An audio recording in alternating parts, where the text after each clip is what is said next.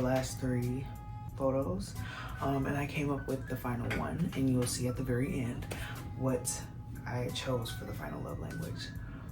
But yeah, so the first one we're starting with is, let me back up. Rushing. How are you? Are you okay? Are you doing well? Have you seen the sun? Have you breathed any air that wasn't in the house? Have you cleaned your nails? I put that as one of the things in the newsletter. Clean your nails. But yeah, that's the main, whatever the hell. So yeah, I wanted to get that out of the way, and then I wanted to get into the first one, which I believe is acts of service. Acts of service, I literally took straight from the episode of SpongeBob where him and Patrick adopted the clam, and SpongeBob was doing pretty much all of the work to take care of the baby in the house and everything, and Patrick was going to work, quote unquote. He was literally just leaving to watch TV. So I chose to redraw that, make him, I guess, more human, but I made him more soft because I feel like somebody that constantly does acts of service kind of wears themselves down over time and don't really have a leg to stand on. So he looks kind of squishy outside of his face, which looks very like leathery. But yeah, I wanted to show that only because like acts of service is one of my favorite ones, like one of my love languages, and I feel like it's one of those that can be very easily abused, because it's not like, very typical for people to acknowledge when you do an act of service, because it's almost seen as like it's almost an expectation, which is kind of insane. But like when you do something for someone, like when I was younger, one of my favorite things to do when I would go to people's houses is, and this was before I knew that it was an insult in a way, was clean up their houses or clean up their room. Yeah, I loved doing that. That was like one of my favorite things to do. And then they told me like, hey, don't keep doing that because people don't really want you to be,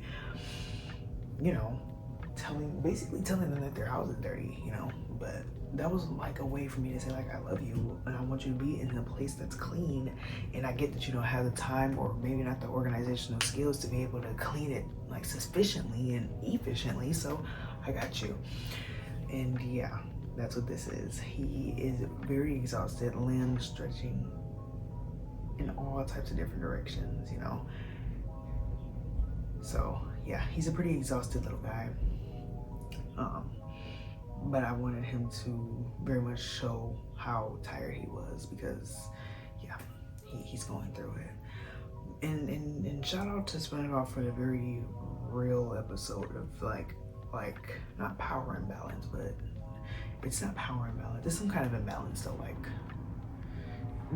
an unequal distribution of labor within a relationship. That's what that is. And acts of service can easily slip into that, especially if your partner's into that, but whatever. The next one was physical touch, and that was one that I scored really, like, it was the lower 2. I had 2 that was scored the same, which was physical touch and one other one, but this one was really low. Words of affirmation, that was low too. So yeah, physical touch, she is kind of like almost trying to consume her with her body, and I wanted her to look like she was like overwhelming her, not only by like the slight like her eyebrows furrowing, I don't know how to say that word, her eyebrows squinching up, and then her like back basically bending to keep up with the weight of her, like pushing her back and like wrapping her leg around and like holding it, like almost like I wanted it to look almost like she was choking her, but with the hug. So I wanted it to be like her arms, like you can barely even see any other part of her because she's too busy like basically choking her out to hug her, like she wants her to be there. And just to put the nail into the coffin, I made it say I made her say, you're making me late for work, you're gonna make me late for work or something like that. And she says, just a little bit longer, just hug me for a little bit longer. And people, I feel like there's nobody like there probably is people like that, but not for real. And I do think that physical touch is one of those things that like it has to be nurtured as a kid. Like if you're not really used to physical touch, or people have like abused your access to being able to touch you, like you kind of just don't really have it, you know? Like I don't mind when people do it, because like throughout my childhood, like I've been, you know, it sounds a very weird thing to say, but like I've had a lot of physical bonds with people in my life as a kid, so I know that, you know, I can deal with a hug, a handshake, a high five, that kind of stuff, like, but not often, not randomly either. Like I have to be like mentally prepared for that kind of stuff, which is kind of weird because it's, you know, physical touch, like the body craves it. That's what's crazy. But yeah, I don't know. I'm not really a fan of it. I feel like I feel like a lot of women are fans of it, but have to be like kind of back up off me with it too, because we can't really just let that kind of information be known as a woman. Like I like physical touch, like, you know. And then I feel like every time you ask a man what his love language is, he says physical touch.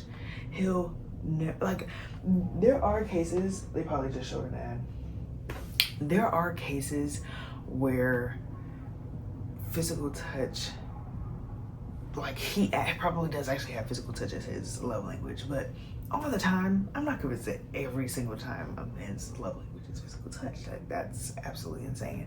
Like it's scored differently. You probably don't even realize that your love language, main one, maybe quality time or something like that. Like, you don't know. And yeah, that's what I have for that one.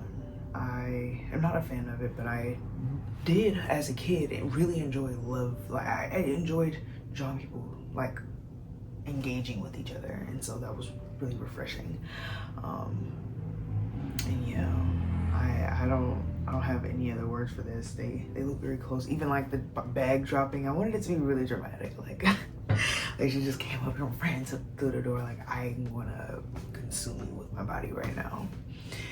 And then the final one I chose, I feel like I'm getting into it too fast. I don't know if I'm like talking too fast or what, but the final one I chose was laughter, and how contagious and beautiful it is. I think it's, I started to like overthink it the other day when it came to me.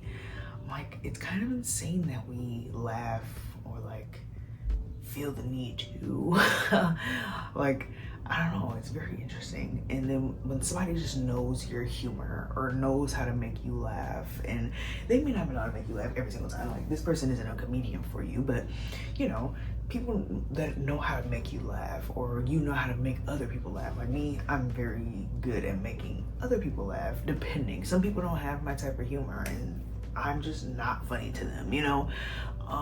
But other times, you know, I'm very funny and I enjoy that. Like I like being able to make other people laugh or make jokes out of things, because one, I feel like people take life way too serious, and two, I also enjoy laughing too. I think my jokes are funny, so any moment to just break the harsh feeling and just giggle is worth it to me.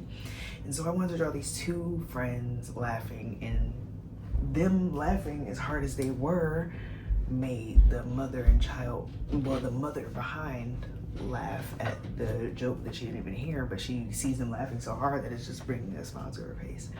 And that's what I love about laughter. It's one of those things that's just like, even thinking about it right now is making me smile. So, you know, I just feel like if there was a sixth love language, a sixth, how do you say words? A sixth love language, it would be laughter. Like being able to make somebody laugh, and also having the ability to laugh. A lot of people don't laugh. It's kind of scary. But yeah, speaking of, I probably didn't make one joke throughout this entire thing, which is okay. Not everything needs to be a joke. But, and luckily, and that's what I've been saying about the topic star picks too. Like, did you peep? It turned out to be a random one, and it's perfect because this video needed to be a part 2. Of course, that's random. But yeah, I enjoy sitting at this desk, but I want to eventually get out into the world where it's not cold, it's just uncomfortable. Like, it's like 60, almost 70 degrees right now, right? But it's like dim and cloudy and just not the move. So I eventually want to do it out, you know, but I always take out to the same places. Oh my gosh, whatever. This is going to be the end of the vlog. Make somebody laugh today. If not, make yourself laugh today. Go touch somebody consensually, and yeah, I'll go ahead and give somebody an act of service, you know. Do something nice for somebody just because you wanna, not because they told you to or anything. It's really good. It feels good. And it's like one of those like really easy ones. Like gift giving, you know, that's an expensive one. You know, like it can be very expensive. Even if you do make it all yourself, it's like that can be pretty, it can rack up. So acts of service is free. So go do some. Go do some love languages. Let's go spread the love. During Women's History Month, Women Appreciation Month, I don't know. Yeah, and I know I could have been the same way in February, but I didn't because of Black History Month.